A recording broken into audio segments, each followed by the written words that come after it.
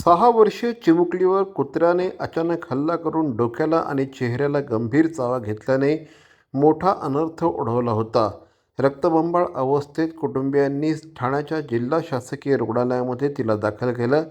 परिस्थिती अत्यंत गंभीर असतानाही सिव्हिलच्या डॉक्टरांनी वेळीच हस्तक्षेप करत अवघड शस्त्रक्रिया यशस्वीरित्या पार पाडून चिमुकल्याचे प्राण वाचवले आहेत.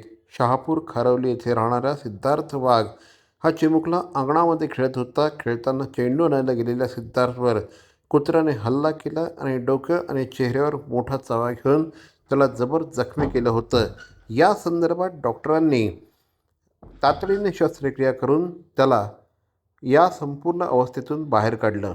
खरवली गाव येथील शहापूर तालुका येथील 5 वर्षाचा चिमुकला खेळत असताना त्याचा बॉल गेला लांब, तो घ्यायला गेला.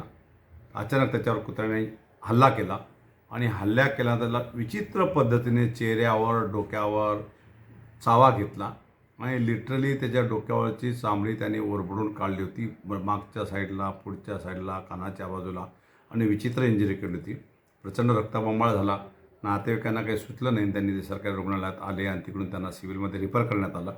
इकडे आमच्याकडे टीम अतिशय नेहमीच आम्ही सांगतो की आम्हाला प्राऊड फील होतं ह्या गोष्टी आम्ही करताना. आमच्याकडे एक चांगली टीम आहे. आमच्याकडे प्लास्टिक सर्जन आहे, सर्जन्स आहेत. सगळे डॉक्टर्स एकत्र जमा झाले. कॅज्युलिटीमध्ये पेशंटला ॲडमिट केलं. तात्काळ त्याचा उपचार सुरू झाला आणि सगळे डॉक्टर एकत्र जमा होऊन जवळपास 4-5 तास त्याची सर्जरी केली आणि त्या मुलाला व्यवस्थित केलं. सध्याच्या घडीला कुत्र्याच्या चावाचं प्रमाण खूप जास्त वाढतो आहे. त्याच्यावर आपण उपाययोजना करतो आहे. त्याला ट्रीटमेंट, लस वगैरे जिल्हा रुग्णालय आणि पेरिफेरीला पण सगळीकडे व्यवस्थित प्रमाणात उपलब्ध आहे.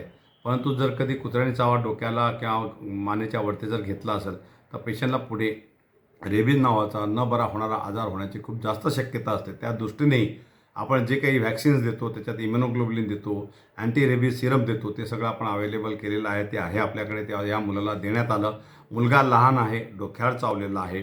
प्रचंड मोठी रिस्क होती आणि या त्याला ऑपरेट करणं, त्याला टाके मारणं उजवली अलाउड नाही आहे. परंतु डोक्यामध्ये प्रचंड जास्त प्रमाणात त्याला इजा झाल्यामुळे ते स्काल्प तिचं निघाल्यामुळे तिथे टाके मारणे, ते प्लंक आमचे टाके एक वेगळ्या पद्धतीचे टाके असतात. ते टेम्पररी असतात. ते मारून तिथे चांबडी आम्ही लावली आहे. ते लवकर बरा होईल. आता मुलगा बरा होतो आहे आणि खरोखर हे बघताना आम्हालाही अभिमान आणि आनंद होतो.